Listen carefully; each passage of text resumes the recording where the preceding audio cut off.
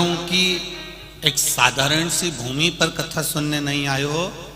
ये पंडाल, ये छत्र छाया, ये मेरे कैलाश अधिपति की है, जहां बैठकर आप कथा सुन रहे हो। कथा सुनने के बाद आपको क्या मिल रहा है, कथा सुनने के बाद आपको क्या प्राप्त होता है, ये तो मेरा देवाधिदेव महादेव जाने और आपकी भक्ति जाने। पर इतना विश्वास जरूर है कि 7 दिन की कथा सुनने के बाद वो जब झोली भर कर देगा तो ये निश्चित है कि वो झोली कभी जिंदगी में खाली नहीं होने वाली।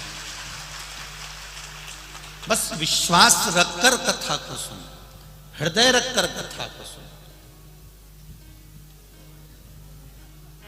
सोना, चांदी, हीरा, मोती और बहुत सारा पर्स में रुपया लेकर कथा में मत आओ।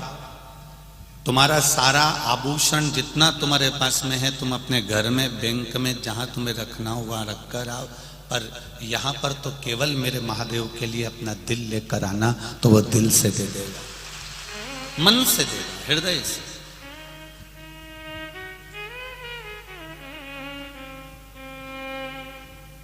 पुण्य की कमाई किसको कहते हैं?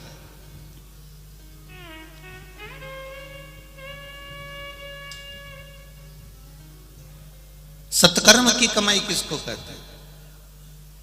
देखिए,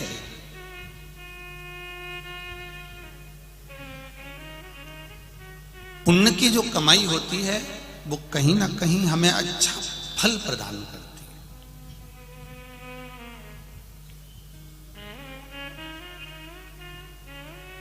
इतने बड़े मालेगांव नगर में, इतने बड़े मालेगांव शहर में कथा हो रही है, आप इतनी लाखों की संख्या में सारे पंडाल आप लोगों ने पहले दिन भर दिया है। हमें तो दूसरे दिन की टेंशन है कि बैठोगे कहाँ।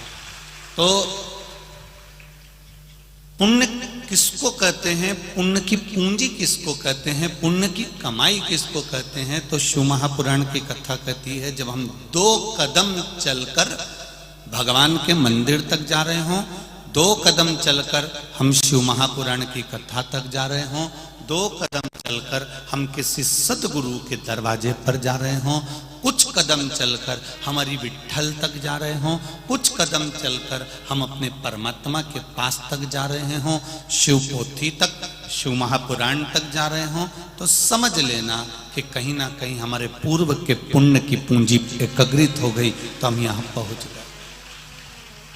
जब पुण्य का पलड़ा बढ़ता है तब हम भगवान के पास जाते हैं, और जब पाप का पलड़ा बढ़ता है, पाप बहुत ज्यादा मात्रा में बढ़ता है, तो हम जिस माला को भी पकड़े रहते हैं तो हमारा दिल नहीं लग पाता, हमारा मन नहीं लग पाता। हम राम राम जरूर कह रहे हैं, कृष्ण कृष्ण जरूर कह रहे हैं, विट्ठल विट्ठल पांडुरंगा हरि विट्ठल कह रहे हैं, हम शिव नाम श्री शिवाय नमस्तुभ्यम जरूर जप रहे हैं, पर उसका हमको फल नहीं मिल रहा।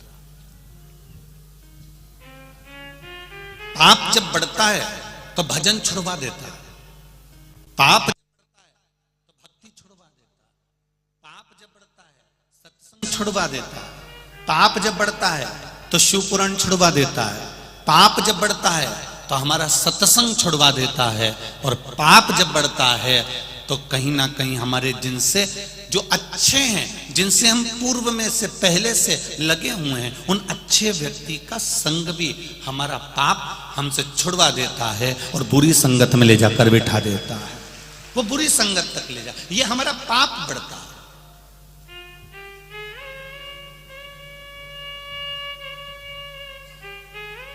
एक गांव का व्यक्ति था, उस गांव के व्यक्ति के पास में पैसा थोड़ा ज्यादा आ रहा था, कमाई अच्छी हो रही थी, तो उसने सोचा कि मैं करूं क्या। उसने कहा एक काम करता हूं, जब धन अधिक आ रहा है तो पत्नी ने कहा एक काम करो, बाजार में से थोड़ी कोड़ियां खरीद लो। कोड़ियां जानते हो, हाथ में बांधते हैं, कोई लोग ऐसे ऐसे पकटक के खेलते हैं, वो कोड़ी। थोड़ी सी कोड़ियां ले आई है, पति जाता, जितना रुपया बचता उसकी कोड़ी खरीद लेता। अब कोड़ी इकट्ठी कर करके रखने लगा, ढेर कोड़ियों का ढेर लग गया। पूरा गोडाउन कोड़ियों से भरा गया। अब जब पूरा घर, पूरा गोडाउन कोड़ियों से भरा गया, कोड़ी कोड़ी इकट्ठी हो गई, ढेर कोड़ियां इकट्ठी हो गई। एक दिन नगर का राजा बीमार पड़ गया, और नगर का राजा बीमार पड़ा तो उसको देखने के लिए जो वैद्य आए, डॉक्टर आए, उन्होंने कहा इसको एक बीमारी हो गई है, वो बीमारी ठीक करने के लिए कोड़ी लाना पड़ेगी और उन कोड़ियों को जलाना पड़ेगा, जलाकर उसकी राख तैयार करना पड़ेगा। जब कोड़ियों की राख तैयार होगी, वो राख इसके शरीर पर अगर मलेंगे तो इसका शरीर ठीक हो जाएगा। अब नगर में देखा तो कोड़ी नहीं थी, महल में देखा तो कोड़ी नहीं थी, राजनगर में घर में देखा तो कोड़ी नहीं थी। ढूंढ ढूंढ के कोड़ियों को थक गए, कोड़ी नहीं मिली। पूरा मार्केट भी देखा गया, पूरा नगर का एक एक बाजार देखा गया, पर कोड़ी नहीं मिली। तब किसी ने कहा, एक गांव का व्यक्ति सुबह सुबह आता है, सारी कोड़ियां खरीद के ले जाता है, कोड़ियां उसके यहां मिल सकती है। वो गया उनके पास में, जाकर राजा के जितने सेवक थे उन्होंने हाथ जोड़कर कहा कि तुम्हारे पास में कोड़ियां हैं? उसने कहा है, पर मेरे पैसे से खरीदी हुई है, मेरी पूंजी से खरीदी हुई, मेरे धन की कोड़ियां हैं, मेरे पास में कहीं फ्री की कोड़ियां नहीं, चोरी की कोड़ियां नहीं।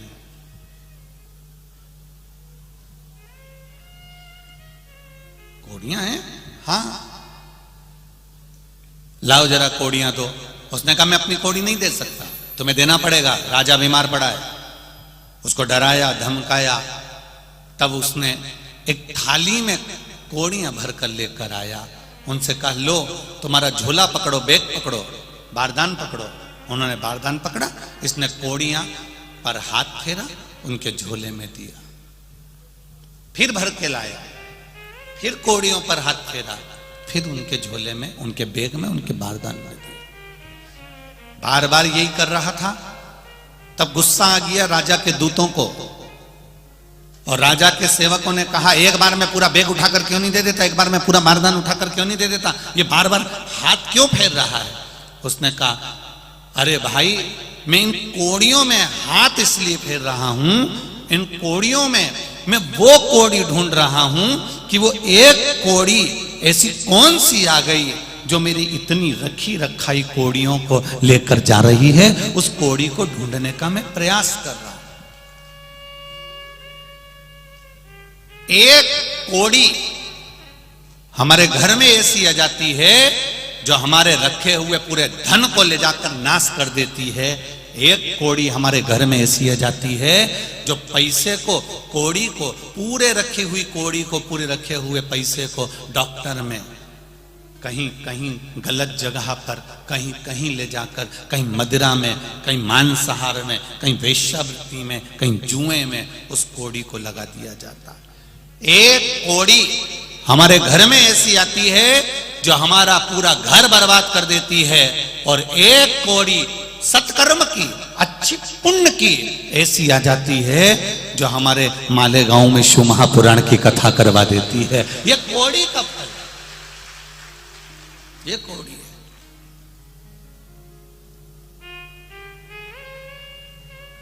आप आई हो, इतने मेरे भाई बहन यहां पधारे हुए हैं, मेरी माताएं आई हैं, यहां मेरे भाऊ लोग आए हुए हैं। विचार करना आज घर जाते जाते कि तुम्हारे पास में वो कौन सी एक अच्छी कोड़ी आ गई थी जो तुमने घर से चली, ऑटो करा, रिक्शा करा, बस करी, गाड़ी करी, 10 रुपए लगाकर अच्छी कोड़ी थी, इसलिए भगवान के यहां तक आ गई, शिव पुराण तक आ गई। वो अच्छी कोड़ी थी तो यहां ली, और अगर बेकार कोड़ी होती ना तो तुम आते आते भी घर से, कई माताएं ऐसी होगी जिन्होंने अपनी पड़ोसन से कहा होगा चल रही क्या, चल रही है क्या? हाँ चलूंगी तो सही, चल तैयारी करी, और मालूम पड़े कोई ना कोई ऐसा मेहमान आ गया, कोई ना कोई अतिथि आ गया, कोई ना कोई ऐसा काम आ गया, कोई ना कोई ऐसा कारण आ गया कि वो यहां तक पहुंच भी नहीं पाई। तुम आ गए, वो नहीं पहुंची, समझ लेना ऑटो वही है, रिक्शा वही है, बस वही है, गाड़ी वही है, पर उस गाड़ी में बैठने वाला व्यक्ति जिसके पास में पुण्य की पूंजी थी, जिसके पास कहीं सत्कर्म की पूंजी थी, कहीं अच्छाई की पूंजी थी, कहीं नेक पूंजी थी, कोई श्रेष्ठ पुण्य की पूंजी थी, तो वो शिव महापुराण की कथा तक पहुंच गया। और जिसके पास पूंजी अच्छी नहीं थी तो वो दिन भर इंतजार करता रहा और शाम के समय पर फिर वो पूंजी लेके ठेके पे चले गया, मदिरा की दुकान पर पहुंच गया। पुण्य की पूंजी आती तो भजन करवा देती, पुण्य की पूंजी आती तो सत्कर्म करवा देती, पुण्य की पूंजी आती तो हमारे जीवन का कोई अच्छा कार्य हमसे करवा देती। पर पूंजी जब गलत हो गई तो वो श्रेष्ठ कर्म नहीं कर पाई।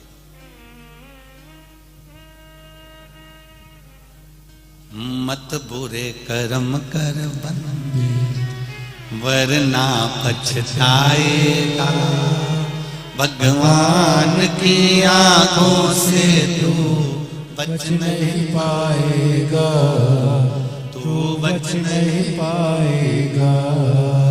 अरे ओ अज्ञानी मत कर नादानी, तेरे कर्म का फल भी तू ही पाएगा, जैसा किया तूने तेरे आगे आएगा। मत बुरे कर्म कर बंदे, मत बुरे कर्म कर बंदे वरना पछताएगा, भगवान की आंखों से तू बच नहीं पाएगा, तू बच नहीं पाएगा। अरे ओ अज्ञानी मत कर नादानी। महाराज कोई पुण्य की पूंजी आए जो हमारे जीवन में अच्छा कर्म कर जाए।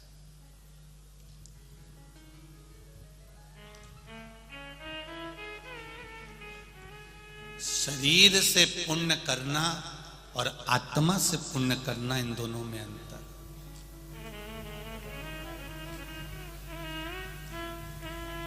शरीर से भला करना और आत्मा से भला करना, इसमें अंतर है। शरीर से सत्कर्म करना और आत्मा से सत्कर्म करना, इसमें अंतर है। जरा ध्यान देना।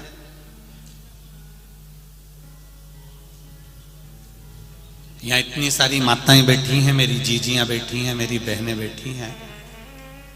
कई अपने देवर के लड़के की शादी करती है, कई अपनी जेठानी की लड़की की शादी करती है, कोई अपने परिवार में रिश्तेदारों में शादी में जाती है। काम तो करती है, संभालती भी है, पर अंदर से भीतर से कुड़ती भी रहती है। कभी कभी ऐसा भी होता है। हाँ, शादी भले कर रही हूं मैं, काम भले कर रही हूं, पर इसकी मां ने मेरे साथ जो जो करा मैं कभी जिंदगी में नहीं भूल सकता। अब शरीर से काम कर रही है, फैलारा उठा रही है, सेवा कर रही है, पर अंदर से कुड़ भी रही है।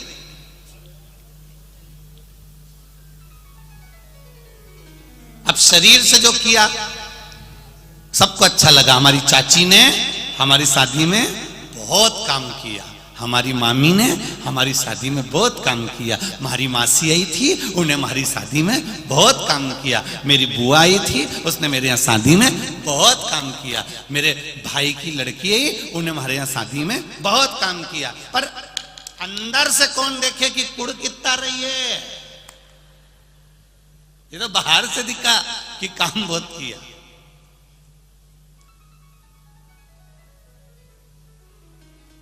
भीतर से कौन ने देखा?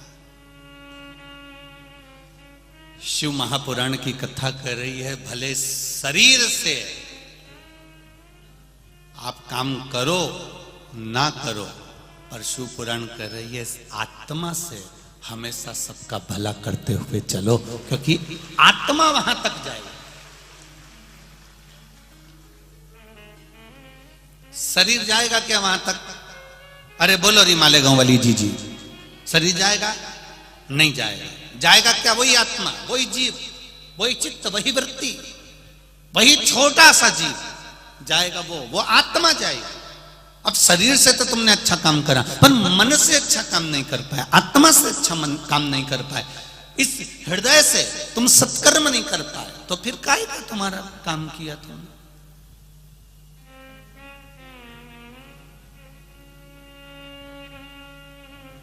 जितना बन सके इस चित्त से, इस मन से, इस आत्मा से श्रेष्ठ कर्म करने का प्रयास करो। शरीर यहीं रह जाना है, आत्मा चली जाना है, चित्त चला जाए। कितना सुंदर शिव महापुराण की शुरुआत हो रही है, पुण्य शिव महापुराण। कितना सुंदर संवाद कहा गया। देवराज नाम का ब्राह्मण, जो ब्राह्मण होकर गलत कर्म में लगा हुआ था,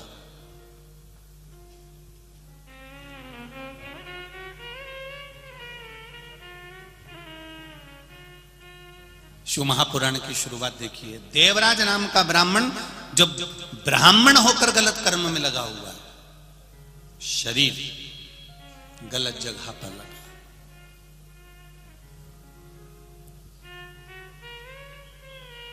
और इस देवराज नाम के ब्राह्मण की मां थी, माता, जो रोज मंदिर जाती है, शिव जी को एक लोटा जल चढ़ाती है, हृदय से भगवान शंकर का गुणगान करती है। उसको कोई मतलब नहीं संसार के लोगों से, उसको तो केवल भजन से मतलब है, कोई मतलब नहीं।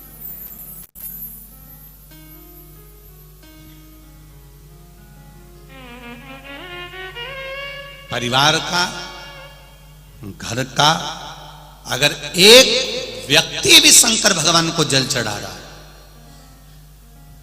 शिव जी के मंदिर जा रहा है, शंकर भगवान पर एक लोटा जल चढ़ा रहा है, तो निश्चित है एक लोटा जल का जो पुण्य मिलेगा वो पूरे परिवार को तार देगा, कि निश्चित है। एक लोटा जल, सारी समस्या का हल। जरा जम के बोलो जरा, अच्छा, सारी समस्या का हल। कौन सा युग चल रहा है? जम के बोलो जरा, शिव युग चल रहा है। कलि युग तो लोग भूल गए है। रोज पहले सुबह से उठते थे और घर में लड़ाई झगड़ा क्लेश, ना जाने कोई नल में बाल्टी लगाए तो लड़ने बैठ जाए, पानी भरने जाए तो लड़ने बैठ जाए, थोड़ी झाड़ू निकाल के कचरा इधर कर दे तो लड़ ले, कोई साइकिल रखी है गिर गई तो लड़ ले, नींबू गिरा दिया कोई सब्जी वाले ने तो झगड़ा कर ले। तो कितना झगड़ा होता था।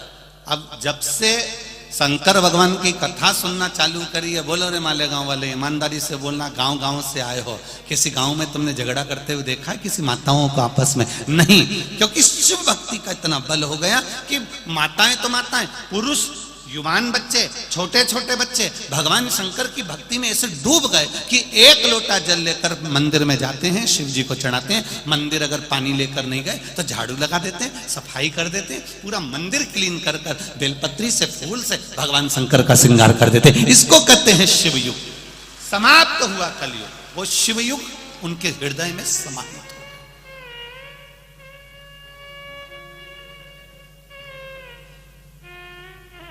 और पूरे संसार को सुधारने के लिए सबसे मूल है, हम सुधरेंगे युग सुधरेगा।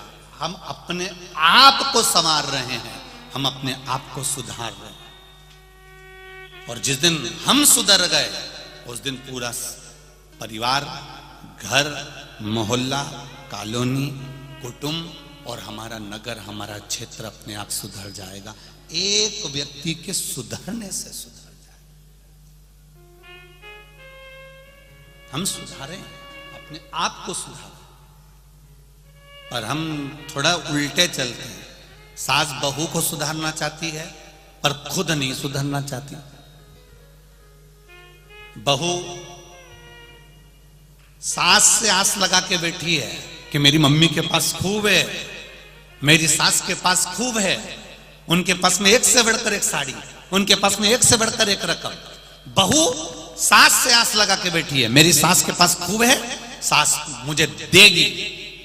पर मेरा बहुओं से निवेदन है, तुमने कभी सास को कुछ दिया? जब तुमने कुछ नहीं दिया तो फिर आस काय को लगा के बैठी है कि वो देगी? अगर तुम मायके जाती और मायके से अपने पति के कपड़े लेके आई, अपने बच्चों के कपड़े लेके आई, अपनी छोरी का कपड़ा लेके आई, अपने कमरे को सजाने का सामान लेके आई, गई थी बैग भर के सामान लेके आई। जब यहां से गई थी तो एक बैग था, आई तो 4 बैग लाई। और जब इतना सामान तू अपने घर के लिए लेकर आई तो एक सामान अपनी सास के लिए लेकर आती, और सास के लिए लेकर आती तो सास भी तो कहती कि मेरी बहू जब जब जाती है तो मेरे लिए कुछ लाती है, तो वो भी तुझे कुछ दे देती। पर हमने केवल लेना जाना है, देना जाना कहां? और आस लगा के बैठी है, दिवाली पे मेरी सास से मैं कहूंगी मेरे को हार दे दो, दिवाली पे मेरी सास से कहूंगी मुझे पाटली दिला दो। सास भी सोच के बैठी है, आ तो जरा, आ तू एक बार आ जा बस। कभी एक शब्द मुंह से नहीं बोले, मीठा नहीं बोले, कभी प्रेम के वाक्य नहीं बोले, प्रेम के शब्द नहीं बोले, और क्या क्या चैन दे दो, अंगूठी दे दो, हार दे दो, तो वो भी इंतजार कर रही, तू बोल। बस तूने एक शब्द बोला और उन्हें फिर नीचे से लेके ऊपर तक उखाड़ दिया, फिर उखाड़। फिर कहने वाली ने तुरंत कह दिया किसी के पिताजी रख के नहीं गए थे। उसने फिर बोलना चालू करा, तो क्यों, किस लिए, हमने क्या दिया है, हमने क्या प्रदान किया, हम क्या दे रहे हैं, हम क्या प्रदान कर रहे हैं? हम लेने की आशा रख रहे हैं पर देने की आशा। शिव पुराण कहती है हम भगवान शंकर को एक लोटा जल जब घर से ले जाते हैं पानी भरकर, शंकर भगवान को जब चढ़ाते हैं, वो जल का पात्र, वो लोटा खाली नहीं आता। तुमने जो शंकर भगवान के चरणारविंद का जो चरणामृत लिया है, जल लिया है, चरणोदक लिया है, वो उस लोटे में, उस कलश में डाल लिया, उसको लेकर आ रही हो। वो कलश खाली नहीं है, वो ना जाने कितने कुबेर के खजाने से भरा हुआ कलश है, वो खाली नहीं है, उसको भरा हुआ।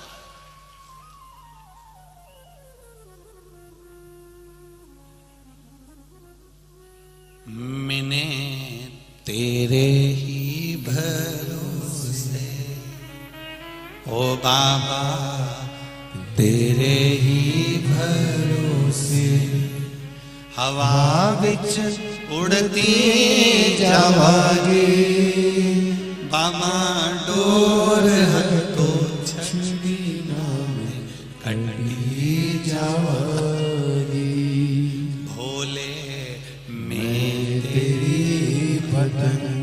शंभु में तेरी बदन, हवा विच उड़ती जावागे, बाबा डोर हटो छठी लावन कटी जावागे।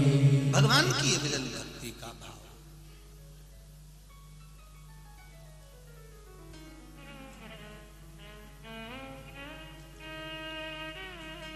इसलिए बारंबार कहा महाराज, अरे विठल विठल विठला हरि ओम विठला, विठल विठल विठला हरि ओम विठला, ओ विठल विठल विठला हरि ओम विठला, विठल विठल विठला हरि ओम विठला, ओ पंढरपुर में आवेला हरि ओम विठला, पंढरपुर में आवेला हरि ओम विठला, अरे पंढरपुर में आवेला हरि ओम विठला, पंढरपुर में आवेला हरि ओम विठला, ओ तुकाराम जी गावेला हरि ओम विठला, तुकाराम जी गावेला हरि ओम विठला, अरे तुकाराम जी गावेला हरि ओम विठला, तुकाराम जी गावेला हरि ओम विठला, विठल विठल विठला हरि ओम विठला, विठल विठल विठला हरि ओम विठला, ओ विठल विठल विठला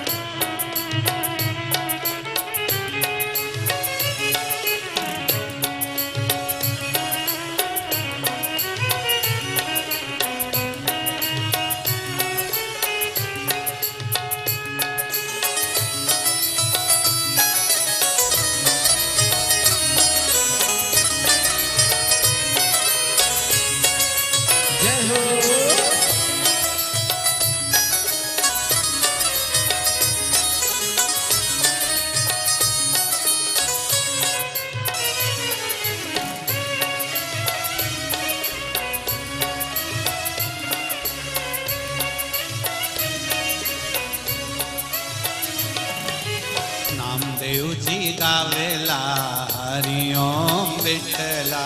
नामदेव जी गावेला हरि ओम विठला। ओ नामदेव जी गावेला हरि ओम विठला। नामदेव जी गावेला हरि ओम विठला। ओ विठ्ठल विठ्ठल विठ्ठला हरि ओम विठला। विठ्ठल विठ्ठल विठ्ठला हरि ओम विठला। ओ विठ्ठल विठ्ठल विठ्ठला हरि ओम विठला। विठ्ठल विठ्ठल विठ्ठला हरि ओम विठला।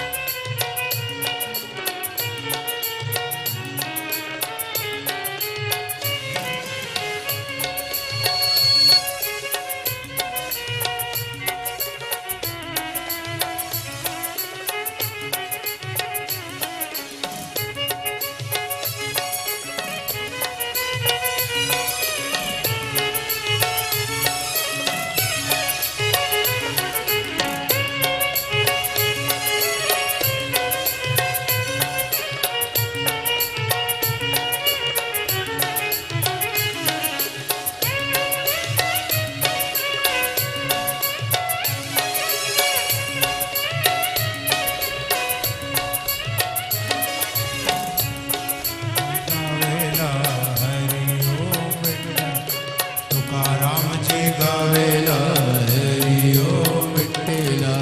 तुकाराम जी गावेला हरि ओम विठला। तुकाराम जी गावेला हरि ओम विठला। ओ विठ्ठल विठ्ठल विठ्ठला हरि ओम विठला। विठ्ठल विठ्ठल विठ्ठला हरि ओम विठला।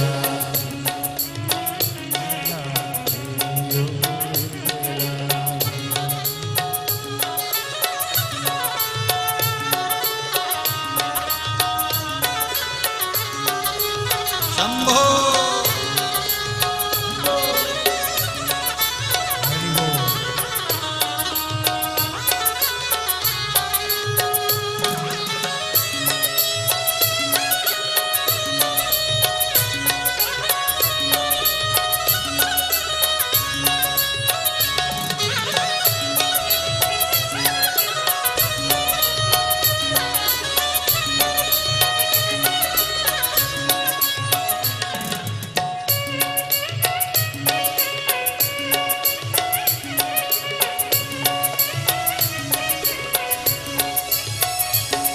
ओ मालेगांव में आवेला हरि ओम विठला।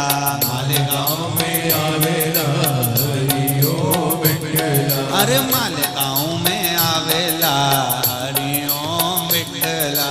मालेगांव में आवेला हरि ओम विठला। अरे विठ्ठल विठ्ठल विठ्ठला हरि ओम विठला।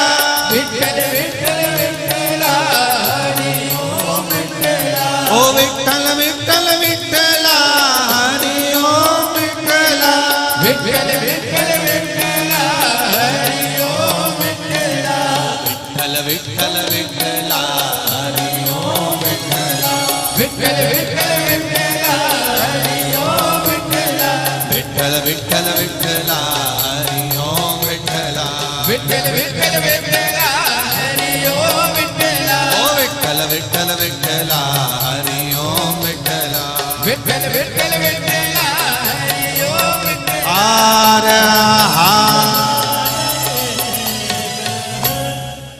अपने स्थान पर बैठकर भगवान देवाधिदेव महादेव से हृदय से दिल से भाव से भगवान शिव से अपने हृदय की बात बाबा देवाधिदेव महादेव से कहिए। आप सभी को पहले भी कथाओं में कहा है, आज फिर कह रहे हैं। शिव महापुराण में मूल मंत्र जब आए, श्री शिवाय नमस्तुभ्यम जब इस मंत्र का बोलने का मौका शिव महापुराण के मध्य में बीच में आए तो इस मंत्र का जाप हृदय से, दिल से करें। और जब आप इसको हृदय से जपेंगे और उसके बाद अपने हृदय की बात बाबा देवादिदेव महादेव से कहेंगे, निश्चित है मेरा देवादिदेव महादेव आपके मन की बात को सुनेगा और आपके हृदय की बात को स्वीकार करेगा। सब साथ में बड़े प्रेम से, आनंद के साथ श्री शिवाय नमस्तुभ्यं, श्री शिवाय नमस्तुभ्यं, श्री शिवाय नमस्तुभ्यं, श्री शिवाय नमस्तुभ्यं, श्री शिवाय नमस्तुभ्यं। भोला सब दुख काटो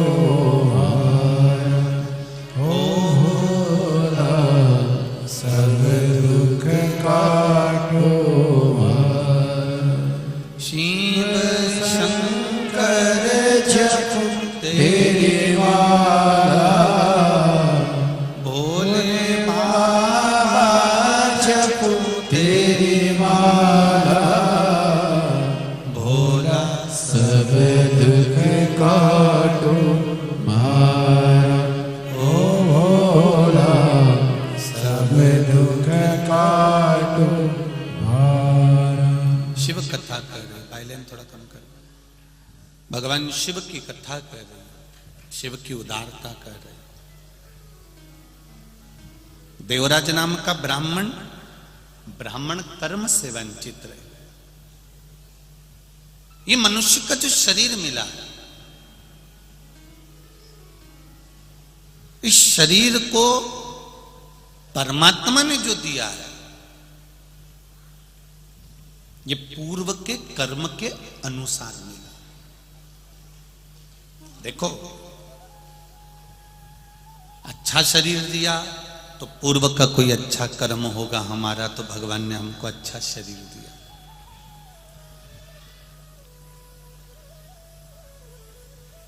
शरीर में अगर कोई कष्ट है, शरीर में अगर कोई रोग है, शरीर में अगर कोई बीमारी है, तो समझो पूर्व का कोई कर्म ऐसा हो गया होगा जिसके कारण बस हमारे शरीर में कुछ कष्ट आ गया। पर भगवान के भजन से, भगवान की भक्ति से, शिव भक्ति से उस पूर्व के किए गए कर्म को हम थोड़ा थोड़ा काट सकते हैं। जैसे एक पत्र आया, देखिए,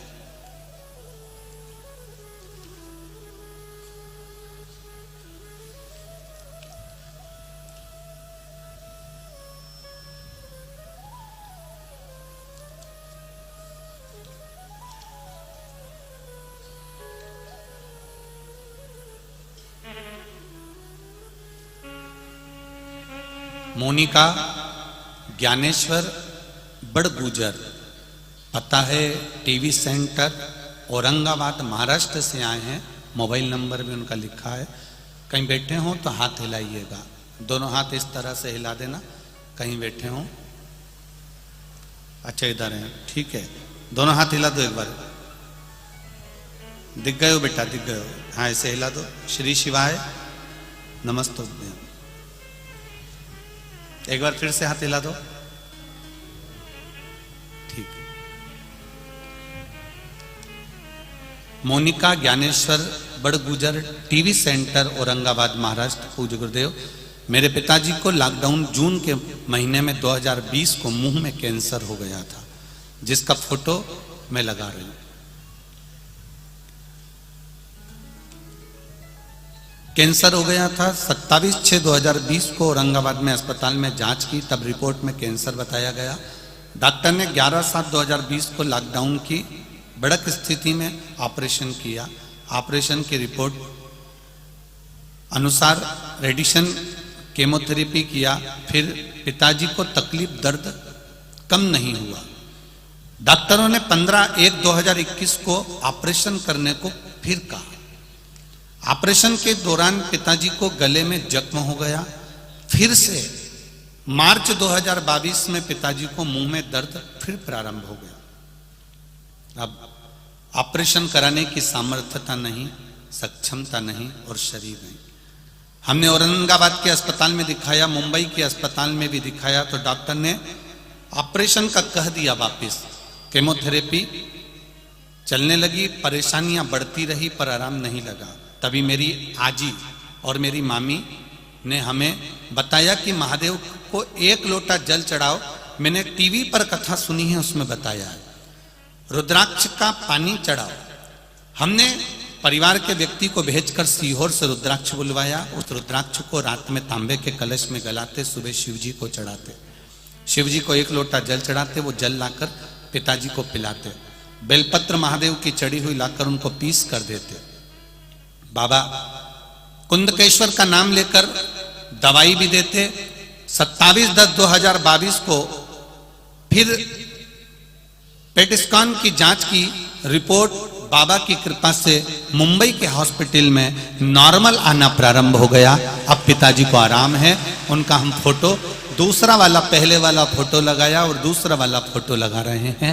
ये शिव की कृपा है गुरुदेव। एक बेटी का और पत्र बड़ा सुंदर आया है, देखिए। जया गणेश सुतार, ब्राह्मणपुर की कथा में, ब्राह्मणपुर गणेश मंगवान सुनार, जलगांव, संत मीराबाई नगर जलगांव से आई है। कहीं बैठे हो तो हाथ हिलाइएगा। बच्ची का नाम है रेणुका गणेश सुतार। आप ही हैं? दोनों हाथ हिला दो ऐसे। श्री शिवाय नमस्तुभ्यम। फिर से हिला दो एक बार हाथ। श्री शिवाय नमस्तुभ्यम।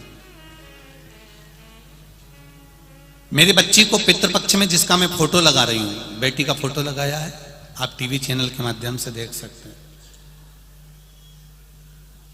पितृपक्ष के दौरान अचानक तबीयत खराब हो गई, इतनी खराब हो गई कि गुरुजी पूछो मत ही, सब रोने लग गए। हमने जैसे तैसे अस्पताल में भर्ती किया और डॉक्टर उसको आईसीयू में ले गया। आईसीयू में भर्ती किया, उसके बाद में धीरे धीरे तबीयत और ज्यादा खराब होती चली गई, ठीक नहीं हुई। उसको वेंटिलेटर पर ले जाकर डाल दिया गया। वेंटिलेटर पर भी पूरे शरीर में उसके नाड़ी, जहां देखो वहीं पर प्लास्टिक की पन्नियां पैक लगी हुई थी। चारों तरफ मुंह पर हर जगह पर नलियां लगी हुई थी। केवल नासिका की एक नली ऐसी थी जिसमें से उसको वेंटिलेटर पर कुछ दिया जा रहा था। नाकों में, गले में नलियां ही नलियां लगी हुई थी गुरुदेव। तब सोचा कि क्या करें। किसी ने बताया कि 1 लोटा जल शिव जी को चढ़ाइए। हमने 1 लोटा जल शंकर भगवान को चढ़ाना प्रारंभ करा। सीहोर भेजा, रुद्राक्ष मंगवाया। उस रुद्राक्ष का जल बाबा देवादिदेव महादेव को चढ़ाना प्रारंभ करा। 3 दिन तक मेरी बेटी को वेंटिलेटर पर ही रखा गया। मैंने उस रुद्राक्ष का जल जैसे ही शंकर भगवान पर चढ़ा हुआ पानी उसके चेहरे पर और उसके होठ पर लगाना प्रारंभ करा। बाबा की कृपा से मेरी बेटी के शरीर में हलचल होने लगी और मेरी बेटी धीरे धीरे ठीक होकर आज मेरी बेटी मेरे घर आ चुकी है।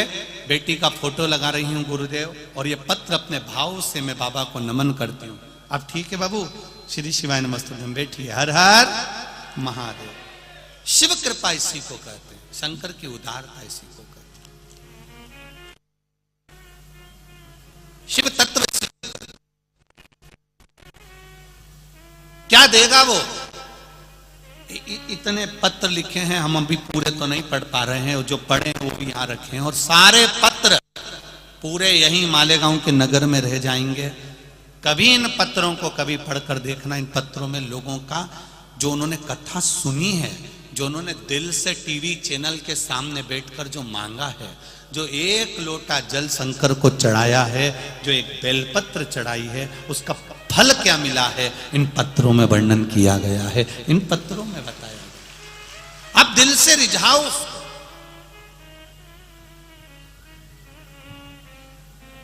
और मालेगांव की इस धरा को भी कह रहा हूं, दिल से सुनो। शरीर से कथा नहीं सुनना है हमको, हृदय से सुनो। भोला सब दुख काटो ओ भोला, सब दुख काटो शिव शंकर जपू तेरी माला, भोले बाबा जपू तेरी माला। बोलते जाओ जम के। देव ने अमृत किसने पिया? देव ने। विष किसने पिया? महादेव। ठीक है, देव का काम कितना है? जैसे पवन देव, पवन देव का काम कितना है? पवन चलाना। जल देव, जल देव का काम कितना है? जल बरसाना। अन्न देव, अन्न देव का काम है अन्न प्रदान। 33 कोटि देवी देवताओं को देव कहा गया है और केवल एक देव ऐसे हैं जिनको महादेव कहा गया है। देव एक क्षेत्र तक सीमित रह सकते हैं, एक जगह तक सीमित रह सकते हैं, एक स्थान तक सीमित रह सकते हैं। देव इंद्र सिंहासन तक सीमित है, पवन देव पवन के भाव तक सीमित हैं, जल देव जल के भाव तक सीमित हैं, अग्निदेव अग्नि के भाव तक सीमित हैं, चंद्रदेव चंद्र के भाव तक सीमित हैं, सूर्य देव सूर्य के भाव तक सीमित हैं। भगवान जितने देव हैं उनकी एक सीमा है कि ये यहां तक रहेंगे, पर केवल एक महादेव ऐसे हैं जिनकी कोई सीमा नहीं है। जिसने पुकारा महादेव वहां पहुंच जाते हैं। जो दिल से पुकारता है महादेव वहां पहुंच जाते हैं। जिनकी एक सीमा बनी हुई है, जिनकी एक परिधि बनी हुई है। अब पवन देव जल बरसा सकते हैं क्या? जम के बोलो जरा। नहीं, पवन देव का काम है पवन चलाना, जल देव का काम है जल चलाना, जल बरसाना। अन्न देव का काम है अन्न प्रकट करना, अग्नि देव का काम है अग्नि प्रकट करना, सूर्य देव का काम है प्रकाश कर देना, चंद्र देव का काम है शीतलता प्रदान कर देना। ये सब अपना अपना कर्म कर रहे हैं। सारे देव अपना अपना कर्म करते हैं। केवल एक महादेव ऐसे हैं जिनके ऊपर कोई परिधि नहीं है, जिनके ऊपर कोई क्वांटिटी नहीं है, जिनका कोई स्थान ऐसा नहीं कि महादेव यहाँ नहीं जा सकते। महादेव के लिए सब खुला हुआ है, चाहे वो देवलोक हो, चाहे पाताल लोक हो, चाहे गंधर्व लोक हो, चाहे तलातल हो, नागलोक, पितृलोक, रसातल, जितने भी लोक हैं महादेव के लिए सब खुले हैं। इसलिए केवल हम शंकर भगवान पे जड़ क्यों चढ़ाते हैं? गणेश जी एक जगह तक जा सकते हैं, पार्वती मैया एक जगह तक जा सकती है, षडानंद कार्तिकेय जी एक जगह तक जा सकते हैं, सारे देवता एक जगह तक जा सकते हैं। पर महादेव एक ऐसे हैं जो जन्म से लेकर मां के गर्भ से लेकर मृत्यु तक और मृत्यु होने के बाद भी जो जीवात्मा है उस जीवात्मा को अंत क्षण तक मेरा महादेव निभा कर जाता है। केवल एक महादेव। अकाल मृत्यु वो मरे जो काम करे चंडाल का, और काल उसका क्या बिगाड़े जो भक्त हो महाकाल का। मेरे महादेव की कोई परिधि नहीं, कोई क्षेत्र नहीं, कोई स्थान नहीं।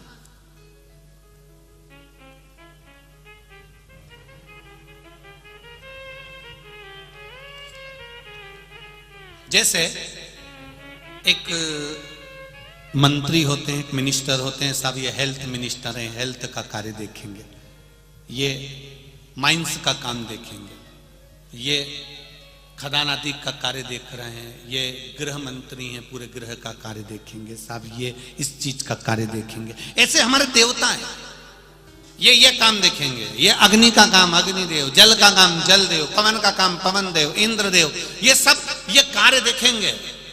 पर इनके ऊपर भी एक होता है जो सब कुछ देखता रहता है,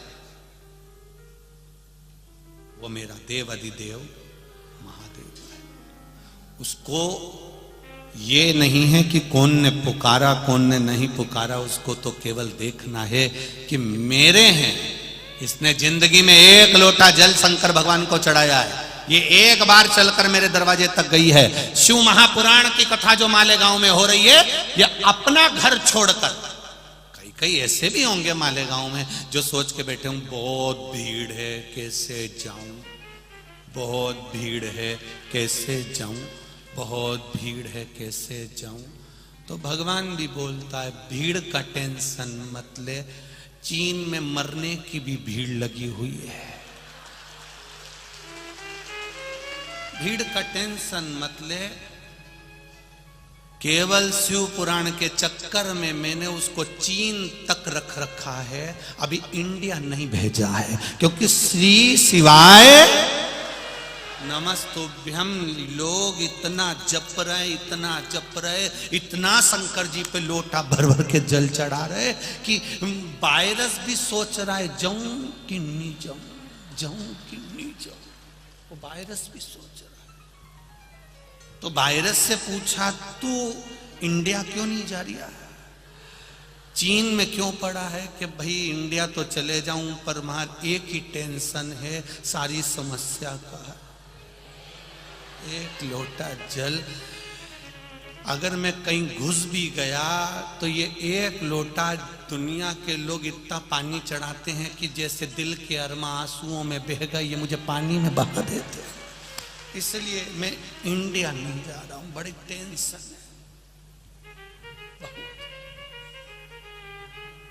सोच रहा है। कई बार वो चीन की बॉर्डर पे खड़े होके सोचता भी कूद जाऊं, इतने में बॉर्डर पे खड़े हुए लोग भी चिल्ला देते हारा हारा, तो वो वापिस चीन में रह जाता है, नहीं जाऊंगा अब नहीं जाऊंगा। फिर हिम्मत करके बॉर्डर पे तैयार होके खड़ा होता। कौन कौन? वो वायरस, शायद 7F है, ऐसे कुछ है। फिर खड़ा हुआ, उसने फिर विचार करा, इतने में फिर इन्होंने चिल्लाना कि फिर वापिस वहीं कूद गया।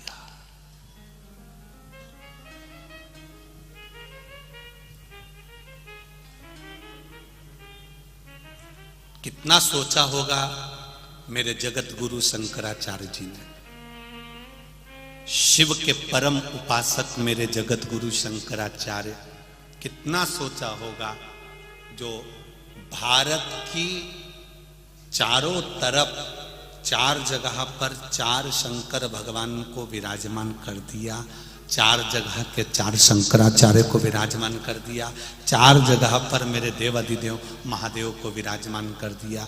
इधर केदारनाथ, उधर सोमनाथ, इधर रामेश्वर, उधर कृष्णेश्वर। जरा विचार करो कि उसने किस हिसाब से विराजमान करा होगा। 4 फुट पर 4 जगह पर 4 महादेव ऐसे विराजमान कर दिए मेरे जगत गुरु शंकराचार्य ने कि मेरे चारों तरफ भारत की भूमि को मेरे भोलेनाथ बैठे हुए हैं घेर कर, मेरे शिव बैठे, महामृत्युंजय बैठे। फिर भी कोरोना भले वहां रहे चीन में, पर मुख पर मास्क हमको लगाना चाहिए, क्योंकि हम लोग भारत के रहने वाले हैं। ये पहले से सीखे हुए हैं कि पड़ोस में अगर कोई मरता है तो हमारी दुकान बंद रहती है।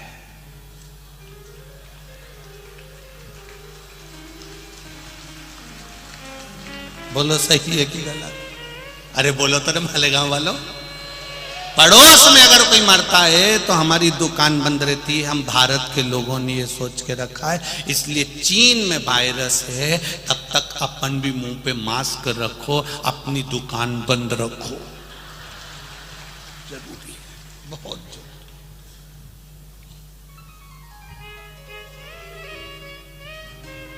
कब तक दुकान बंद रखना है?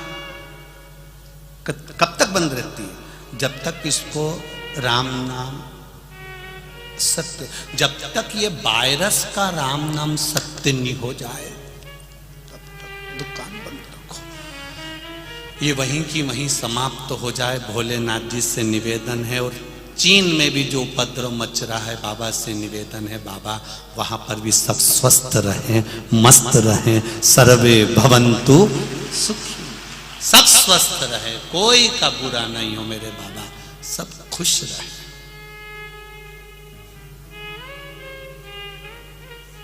है तुम्हारे यहां है मास्क वगैरह है? अरे बोलो तो।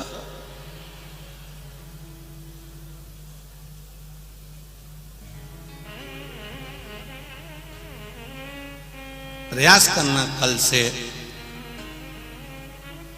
तुम मास्क लगाया ना, पड़ोसन अगर नहीं लगा के आए तो अपने घर में जो पुरानी साड़ी माड़ी पड़ी हो को फाड़ लाना, एक एक चिंदी सबको दे देना कि बात।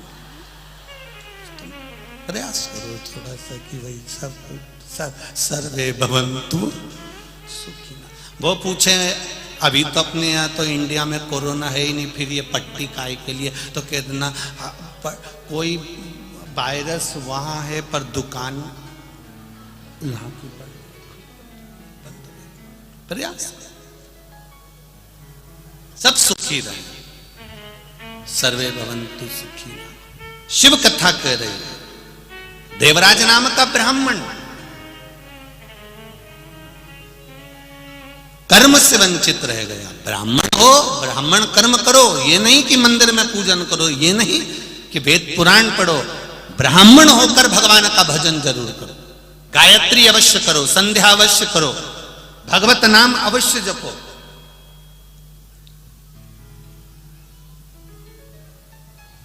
क्या मिलेगा उससे?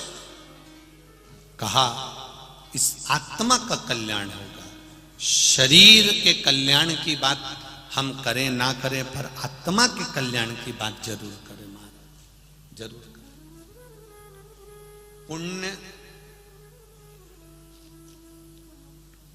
ये तुम जो कथा सुन रहे हो, ये बासी पुण्य का फल है, जिसको हमारे यहां पर संचित पुण्य कहा गया। और जो तुम इस शरीर के द्वारा, आत्मा के द्वारा आज करोगे, ये अर्जित पुण्य कहलाता है। एक होता है ताजा पुण्य, एक होता है बासी पुण्य। ताजा पुण्य किसको कहते हैं?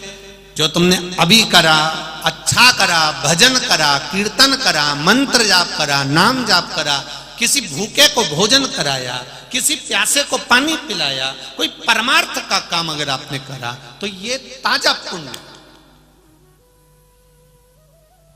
और इसको कहते हैं अर्जित पुण्य। ताजा पुण्य मतलब अर्जित करा हुआ, अभी की अभी ताजा पुण्य। और संचित पुण्य जो पुराना है। अब पुराना पुण्य और ताजे पुण्य में क्या अंतर गुरुजी आप बताएंगे क्या? तो ताजा पुण्य और बासी पुण्य में क्या अंतर है? तो बासी पुण्य जो पूर्व में तुमने करा, उस पुण्य के फल से तुम कथा में आकर बैठ गए, ये बासी पुण्य का फल मिला। पूर्व का संचित पुण्य का फल मिला जो पूर्व में कर आए थे, आज कथा में आकर बैठ गए। अब ताजे पुण्य का क्या फल है, अर्जित पुण्य का क्या फल है? तो ताजे पुण्य का फल ये है, बासी पुण्य पूर्व का करा हुआ, पहले का करा हुआ तुमको शिव महापुराण तक लेकर आ गया, बिठा दिया। अब अर्जित पुण्य, ताजा पुण्य तुम्हारे हाथ में है कि तुम बैठकर भगवान का भजन करो, मंत्र जाप करो, कृष्ण नाम, शिव नाम, विठ्ठल नाम, हरि नाम जपो, शिव नाम जपो। ये अर्जित पुण्य है आज का।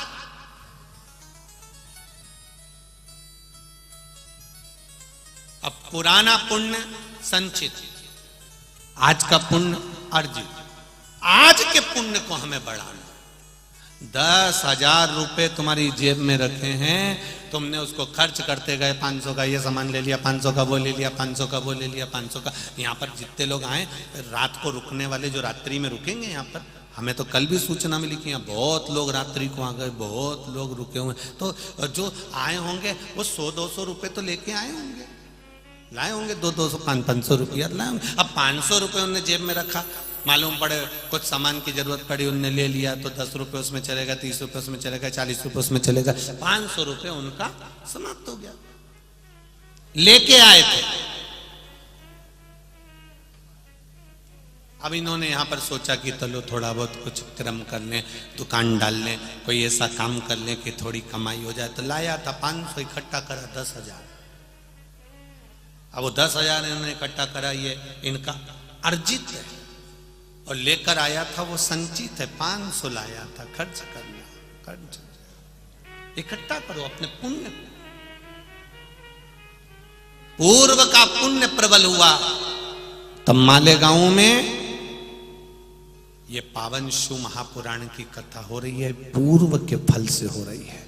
और आज हम बैठकर भगवान का भजन करें, आज हम बैठकर भगवत नाम कीर्तन करें, शिव नाम को जपें, भगवान के नाम को जपें, ये हम अर्जित करें, अब पुण्य को अर्जित करें कि ये हमारा पुण्य हमारे साथ में रहे। देवराज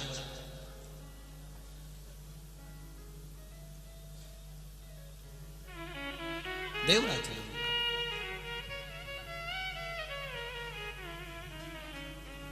शरीर में तपन हुई, शिव मंदिर में चला गया, शंकर भगवान के मंदिर में जाकर बैठा। कोई ब्राह्मण जन, कोई संत जन, कोई गुरु जन प्रवचन में लगे हुए थे, शिव कथा कर रहे थे। शिव कथा में पहुंच जाना एक अलग बात है, शिव कथा में पहुंच जाना अलग बात है, और शिव कथा में पहुंचकर शिव की कथा में गुम हो जाना, शंकर की कथा में डूब जाना एक अलग बात। पहले भी कथा में कहा, आज फिर कहते हैं, पानी में डूबोगे तो मर जाओगे, और शिव महापुराण में डूबोगे तो तर जाओगे, ये निश्चित है।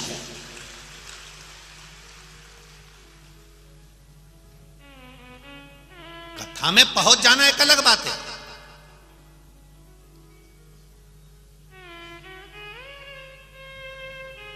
पहुंच गए।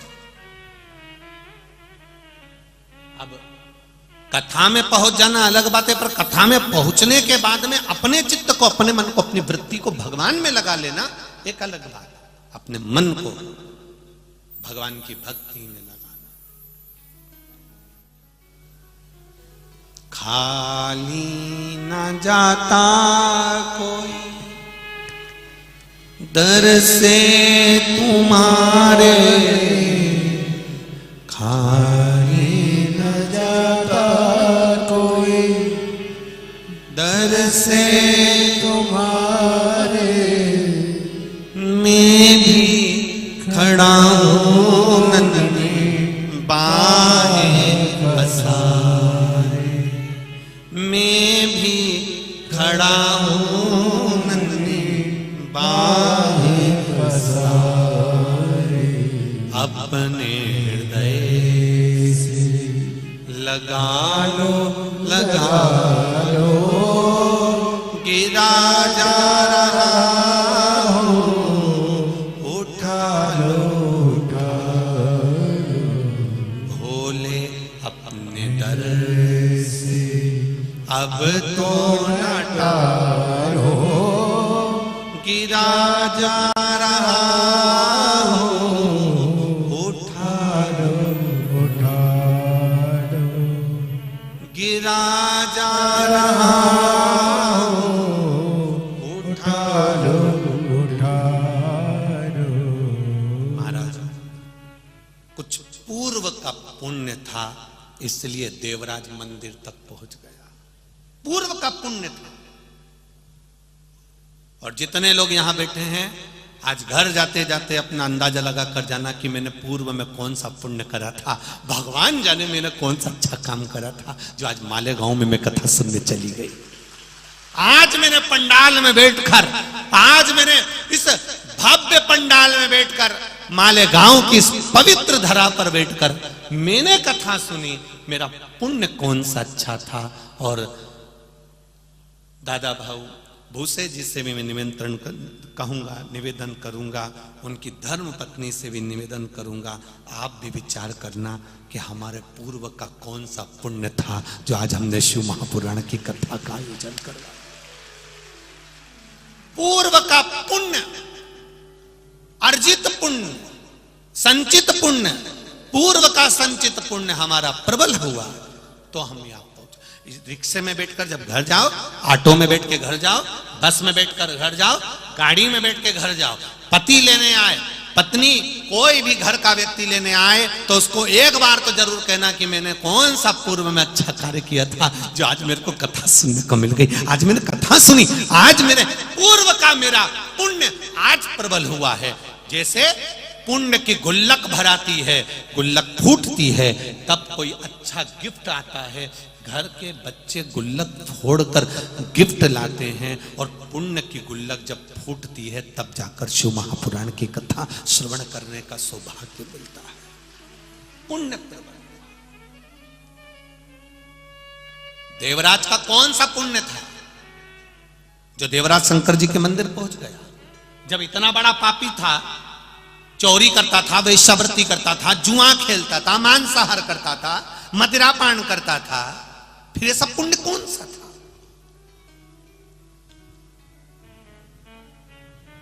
पुण्य कौन सा?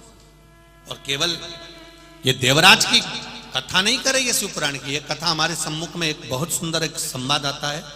एक ऋषि, एक साधु, एक संत अपनी कुटिया में बैठे थे, झोपड़े में।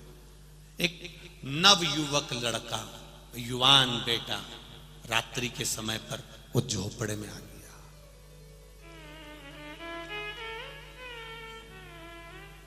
युवान बेटा उस झोपड़े में आया, संत को देखा, साधु को देखा, गुरुजी को देखा, तो जुवान बेटे ने, उस जवान नवयुवक लड़के ने हाथ जोड़कर कहा, गुरुदेव, गुरुवर, मैं आपके चरणों में रहना चाहता हूं, क्या आप मुझे स्वीकार करेंगे?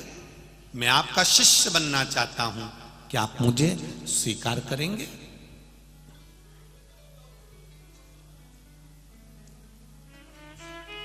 मैं आपके चरणों में रहना चाहता हूं गुरुदेव, क्या आप मुझे स्वीकार करेंगे? गुरु जी ने कहा, क्यों नहीं, जब मेरे परमात्मा ने तुझे इस पृथ्वी पर रखा, उसने स्वीकार कर रखा है, तो मैं तो एक साधारण सा व्यक्ति हूं, मैं तुझे शिष्य स्वीकार करता हूं। पर गुरुदेव, मुझे कुछ कहना है। बोल, क्या कहना है? मैं जुआ खेलता हूं, मदिरा का नशा करता हूं, मांसाहार करता हूं, व्यभिचारी भी हूं, वेश्यावृत्ति भी करता हूं। गुरुदेव, क्या आप मुझे स्वीकार करेंगे? गुरुजी तो ठहाका लगाकर हंसे, खूब हंसे। गुरुजी ने कहा, ठीक है, मैं तुझे स्वीकार करता हूं। उस युवान लड़के को, युवा लड़के को, नवयुवक लड़के को लगा, मैंने गुरुजी से कहा कि मैं मदिरा पीता हूं, मैं वेश्यावृत्ति करता हूं, मैं जुआ खेलता हूं, मैं व्यभिचारी भी हूं, उसके बाद भी गुरुजी कह रहे हैं कि मैं स्वीकार करता हूं, मैं स्वीकार करता हूं। गजब, पर हंस रहा है मुझे देखकर।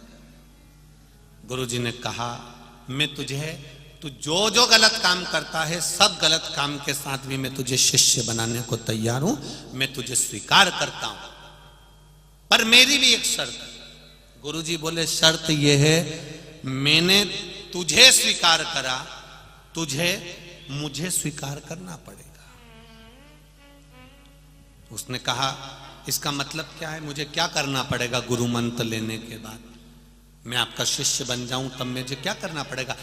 आपने मुझे स्वीकार करा, पर मैं आपको स्वीकार कैसे कर सकता हूं? तो गुरुजी ने कहा, बस जो भी गलत काम करता है मेरे सामने कभी मत करना, मेरी उपस्थिति में कभी ना करना। गुरुजी ने कहा, जो तुझे करना है कर, पर मेरी उपस्थिति में कभी नहीं करेगा। उसने मन में सोचा, बताओ, गुरुजी के सामने कौन दारू पिएगा? गुरुजी के सामने कौन मदिरा नाश करेगा? गुरुजी के सामने कौन वेश्यावृत्ति करेगा? गुरुजी के सामने कौन जुआ खेलेगा? गुरुजी के सामने कौन गलत काम करेगा? ठीक है गुरुजी, आपने मुझे स्वीकार करा, मैं आपको स्वीकार करता हूं। गुरुजी ने कहा, मेरी उपस्थिति में कभी गलत काम नहीं करेगा, ये संकल्प दे। संकल्प दिया, आपकी उपस्थिति में कभी गलत काम नहीं करूंगा, जा। चले गए। अब वो जैसे ही वेश्या के घर पहुंचा, वेश्यालय में पहुंचा और जो वेश्या को देख रहा था तो उसको तो वेश्या में गुरु की झलक दिख रही थी। वेश्या में उसने कहा भागो। गुरुजी ने कहा था मेरी उपस्थिति में गलत काम नहीं करेगा। जब गुरुजी यहीं बैठा है तो अपन कैसे गलत काम करे। वापिस भागा। फिर गया मदिरा की दुकान पर, जो जाम उठाया, मदिरा का पात्र उठाया। इतने में जो मदिरा देने आया था उसकी आंखों में ऐसा लग रहा है जैसे मुझे गुरुजी देख रहे हैं। वहां से भी चला गया। जुआ खेलने बैठा, सामने वाला व्यक्ति बैठा था, उसमें गुरु की झलक दिख रही थी। 20 दिन हो गए, ना तो उसने पिया ना कुछ किया। गुरुजी उसके यहां पहुंच गए। गुरुजी ने जाकर उसको देखकर हंसकर पूछा, क्या हाल चाल है रे तेरे, कैसा है? खूब हंसे गुरुजी, कैसा है रे? और गुरुजी के शब्द बड़े विचित्र थे। गुरुजी बहुत आनंद के साथ अपने जो भक्त होते हैं ना, अपने जो शिष्य होते हैं ना, उनसे बड़ी खुली बात करता है गुरु। बड़ी खुलकर बात करेगा। कैसा है रे? तेरा पीना खाना, वेश्या के घर जाना चालू है? इतने में चेला बोला माथा ठोक के, क्या खाक जाऊं? पीने जाऊं तो तुम देखो, वेश्या के घर जाऊं तो तुम देखो, हर जगह पे तो तुम देखते हो, और तुम्हारी उपस्थिति में गलत काम करूं तो मुझे पसंद नहीं। तुमने सौगंध दिलाई थी, इसलिए 20 दिन से कहीं नहीं जा पाता। यहाँ तक कि घर में भी रहता हूं तो छपरे का मकान है कबेलू का। कभी कभी रात को ऐसा सोता हूं तो टीन में और कबेलू में भी ऐसा लगता है कि तुम मुझे घूर घूर के देख रहे। इसलिए रात को भी कम्बल 2 ओढ़ के सोता हूं कि कहीं गुरुजी मुझे ना देख ले। इतना गुरुजी ने कहा, बस गुरु दीक्षा का यही लाभ है, गुरु कुछ नहीं छुड़ाता, अपने आप छूट जाता, अपने आप छूट जाता। दुनिया का कोई संत, कोई साधु, कोई गुरु ऐसा नहीं जो किसी का मदिरा पान छुड़ा दे, गलत काम छुड़ा दे। गलत काम छूटता नहीं है, गलत काम अपने आप छोड़ना पड़ता है। किसी की सामर्थ्य नहीं। कोई कृष्णा नदी में, कोई चंद्रभागा नदी में, कोई नर्मदा नदी में, कोई गंगा नदी में, कोई सरस्वती नदी में, कोई मंदाकिनी में, कोई गोदावरी में तुम्हें ले जाकर खड़ा कर दे और खड़ा करके बोल आज के बाद मदिरा नहीं पिएगा, बोल आज के बाद गलत काम नहीं करेगा। भले वो कसम खा लेगा पर कोई माने? ऐसी ना जाने कितनी कसम खाई। जब शादी हो के उसकी धर्म पत्नी घरे आई, जब उसकी पत्नी घर में आई और वो गलत काम कर कर आया तो पत्नी ने अपने सिर पे हाथ रखा के कसम दी, बोलो मेरी कसम खाओ तुम कभी ऐसा काम नहीं करोगे। उन्हें कसम खा ली पर उसके बाद भी गलत काम करके आया। पत्नी भी अभी तक जिंदा है। कुछ हुआ?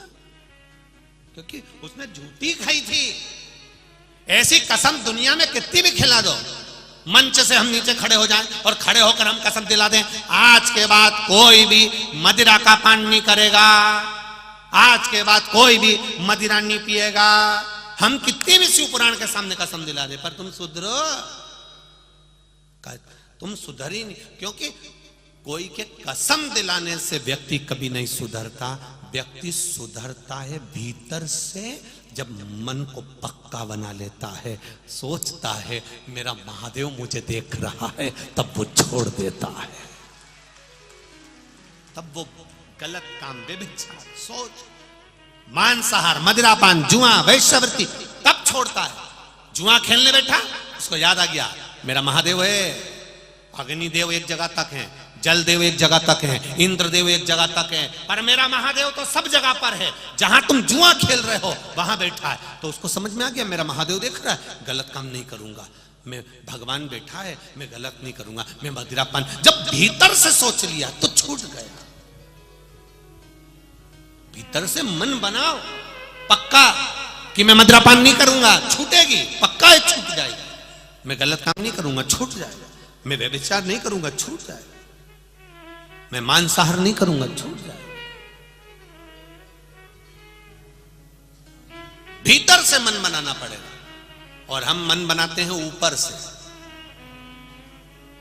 ऊपर से मन बनाते।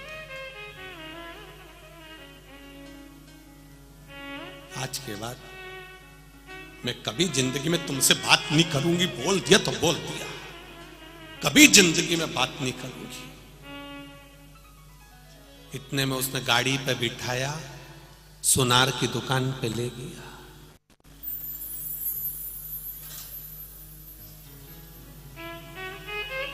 पति ने कहा इसको हार दिखा दो। सुनार ने हार दिखाया, तभी बोली ये वाला थोड़ा सा अच्छा नहीं लग रहा, दूसरा ले लो। अब पति बोला तू अब भी तो बोली थी तुमसे जिंदगी भर बात नहीं करूंगी। पत्नी बोली वो तो मैंने ऐसे ही कह दिया था, मुझे क्या मालूम था कि तुम मुझे सुनार की दुकान पे लेके आ जाओ। ऊपर से संकल्प नहीं लेना, अंदर का संकल्प मूल है। देवराज नाम का ब्राह्मण,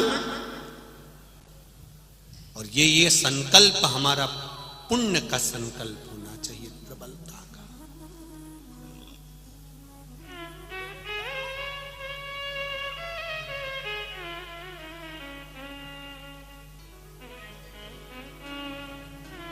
ये भीतर का।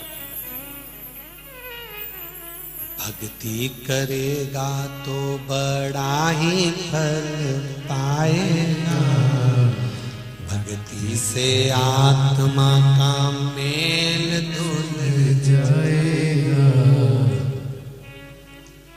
भक्ति का कोई तू यत्न कर ले, रोज थोड़ा थोड़ा शिव का भजन कर ले। रोज थोड़ा थोड़ा शिव का भजन कर ले। हो मुक्ति का कोई तू जतन कर ले, ओ मुक्ति का कोई तू जतन कर ले। रोज थोड़ा थोड़ा शिव का भजन कर ले। रोज थोड़ा थोड़ा शिव का भजन कर ले।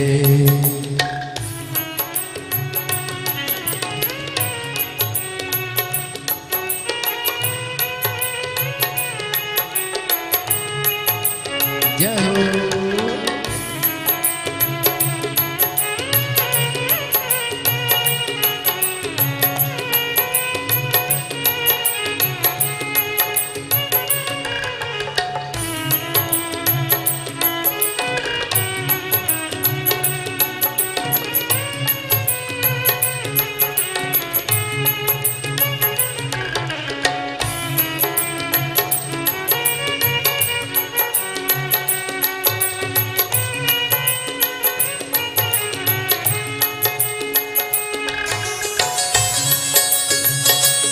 हरि बोल। हे भोले।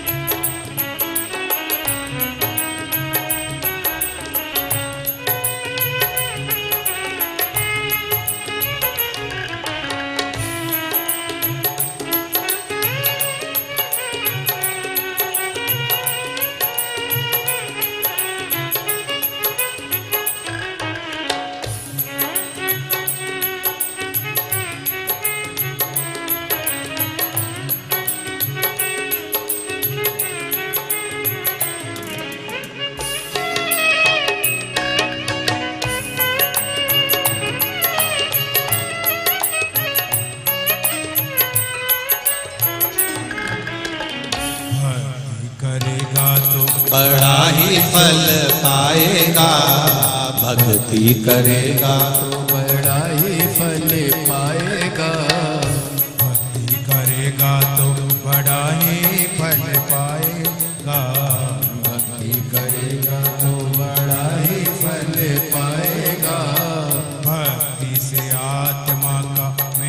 छूट जाएगा। भक्ति से आत्मा का मैल छूट जाएगा। भक्ति से आत्मा का मेल छूट जाएगा। भक्ति से आत्मा का मैल छूट जाएगा। आत्मा के साथ साथ मन कर ले, आत्मा के साथ साथ मन कर ले रे रो।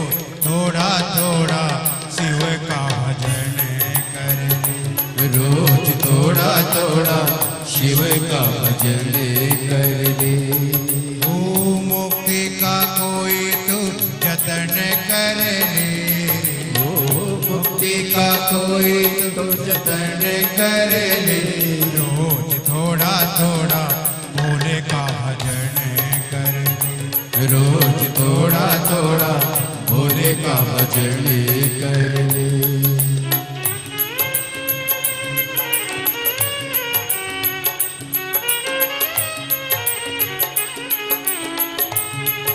जय हो, जय जय श्री राधे।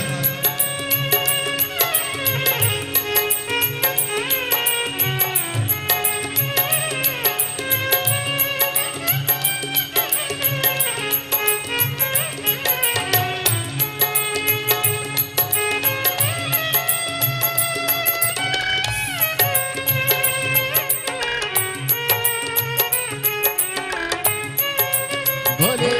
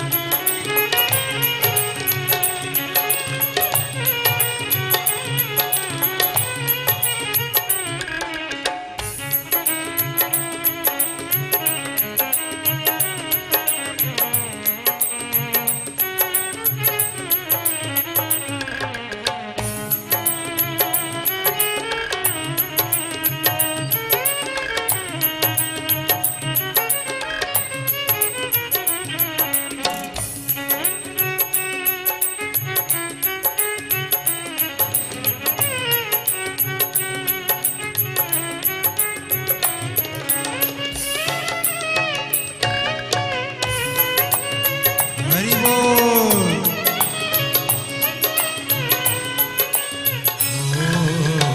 संगत कर हे लोगों की, संगत कर अच्छे लोगों की।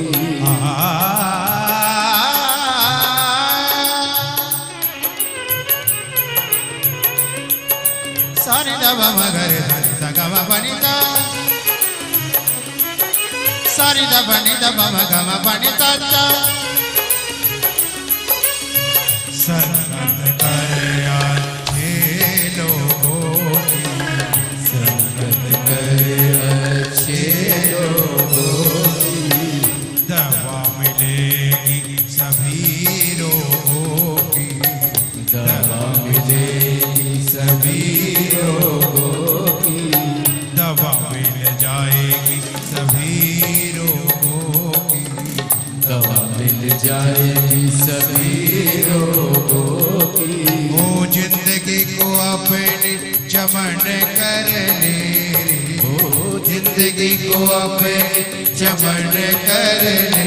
रोज थोड़ा थोड़ा शिव का भजन कर ले, रोज थोड़ा थोड़ा शिव का भजन कर ले।